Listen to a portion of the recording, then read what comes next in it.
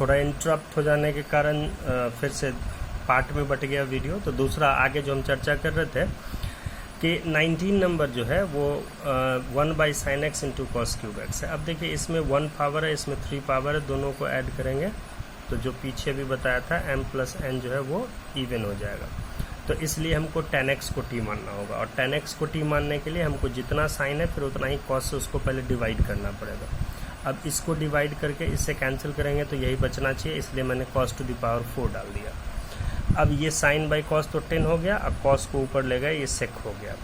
अब हमको tan x को t मानना है, तो स्वाभाविक है कि हमको एक सेक स्क्वायर चाहिए dx के साथ जो dt बने, इसलिए बाकी सेक स्क्वायर जो है इसको आप ऐसे समझ लीजिए कि एक सेक स्क्वायर मैंने यहाँ रखा और एक सेक स्क्वायर मैंने यहाँ अलग कर दिया। अब सेक स्क्वायर एक्स जो होता है उसका फॉर्मूला है 1 + tan स्क्वायर एक्स।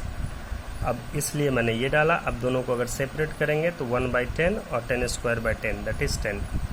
अब tan x को t मानने से क्या होगा, ये हो जाएगा 1/t, ये हो जाएगा t, और tan x dx के साथ ही tan x को t मानने के साथ ही sec स्क्वायर x dx जो है हमारा dt हो जाएगा। तो क्वेश्चन बहुत सिंपल फॉर्म में चेंज हो गया। 1/t का इंटीग्रेशन log t और t का इंटीग्रेशन t²/2, इस तरीके t की जगह पर वैल्यू डाल दिए, हो गया।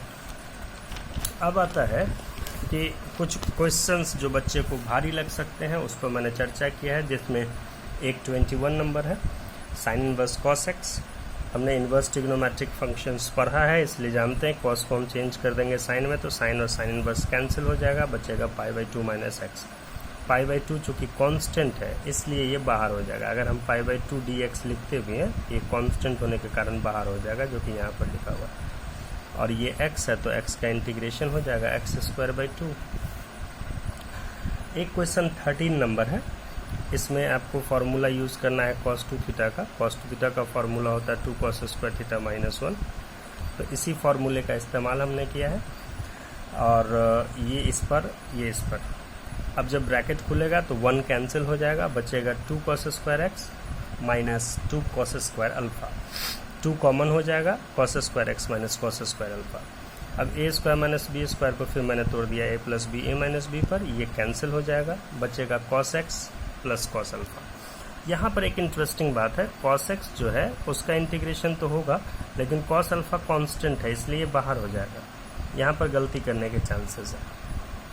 cos x का integration sin x, cos alpha बाहर है और इसका इंटीग्रेशन x, तो कुल मिला के ये हो गया आंसर। अगला क्वेश्चन है 22। ये one of the best question कहा जा सकता है, क्योंकि ये बहुत स्टार्टिंग में ही बहुत ट्रिकी है, और ये आपको इस एक्सरसाइज का सबसे भारी क्वेश्चन भी कह सकते हैं।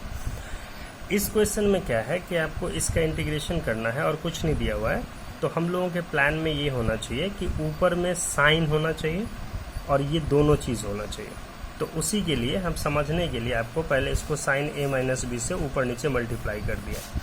अब इस a - b को मैंने लिखा है x - b minus x - a। ऐसा इसलिए क्योंकि अगर ब्रैकेट खुलेगा तो बचेगा a - b है, लेकिन अगर ब्रैकेट नहीं खुले तो नीचे में जो यूज़ है दोनों, वो दोनों का दोनों यूज़ हो जाएगा। ऐसा क्वेश्चन एक जो है ना मिसलेनियस में भी है, उसमें प्लस करके दिया हुआ है, इसके बनाने के बाद ज़रूर उसको बनाना। तो अब ये साइन a - b के फार्मूले पर सेट हो जाएगा। साइन a - b का फार्मूला होता है sine a into cos b minus cos a into sine b। तो इसलिए अब इसको हम आराम से सेपरेट कर सकते हैं। अब दोनों को जब सेपरेट करेंगे तो इसमें कैंसिल हो जाएगा कॉस वाला पार्ट, इसमें कैंसिल हो जाएगा, इसमें भी कॉस वाला पार्ट, तो बचेगा sine x - b by cos x - b और sine x - a by cos x - a। अब साइन बाई कॉस अच्छी तरीके जानते हो, tan के फॉर्म में हो जाता है, तो tan हो गया। और tan का इंटीग्रेशन क्या होता है, sine cos tan cot sec cos x, सबका इंटीग्रेशन सब याद रखो, फार्मूले ज़रूरी हैं क्वेश्चंस बनाने के लिए। तो tan का इंटीग्रेशन होता है log sec x, फिर इसका भी log sec x। अब log m minus log n, log m by n होता है, तो इसलिए इस फॉर्म में। और आंसर चूँकि कॉस में दिया हुआ है तो हमने फिर कॉस में चेंज कर दिया, नीचे का ऊपर, ऊपर का नीचे कर दिया, हो गया कॉस में। तो इस तरीके ये इस एक्सरसाइज का एक क्वेश्चन था। और एक और अंतिम क्वेश्चन के रूप में ये सब डाउट्स जो बच्चे पूछे थे उस हिसाब से है। ये है एक 24 नंबर।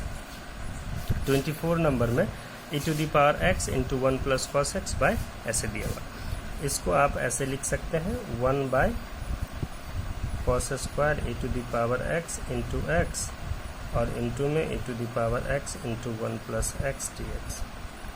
अब इसको हम ऐसे सेक स्क्वायर में चेंज कर दिया और हम पढ़े हुए हैं ट्रिग्नोमेट्रिक फंक्शन जो होते हैं उसके एंगल में अगर x के अलावा कुछ दिया हुआ हो तो पहले उसको t मानना चाहिए। अगर इसको हम t मानते हैं तो ये प्रोडक्ट रूल पर डिफ्रेंशिएट होगा, x का differentiation e to the power x को छोड़ देंगे, फिर x को छोड़ देंगे, e to the power x का डिफ्रेंशिएशन। तो जब ये डिफ्रेंशिएशन किया तो हमने देखा कि e to the power x common है और e to the power x into 1 plus x dx dt के बराबर। तो ये तो बड़ी अच्छी बात हो गई कि ये पूरा dt के बराबर हो गया। ठीक है, तो क्वेश्चन हमारा मूव कर जाएगा इस फॉर्मेट में। अब सेक स्क्वायर एक्स का इंटीग्रेशन 10x होता है तो t की जगह पर हमारे पास वैल्यू कितना है x e to the power x, इसको प्लस कर दिए, हो गया प्लस c। तो इस तरीके एक्सरसाइज 7.3 में जो भी डिफ़िकल्ट क्वेश्चंस हैं या उससे रिलेटेड जो कुछ थ्योरी हो सकता था अभी वो मैंने दे दिया है। आप बनाइएगा, अगर कोई डाउट होगा तो फिर पूछिएगा। Okay bye.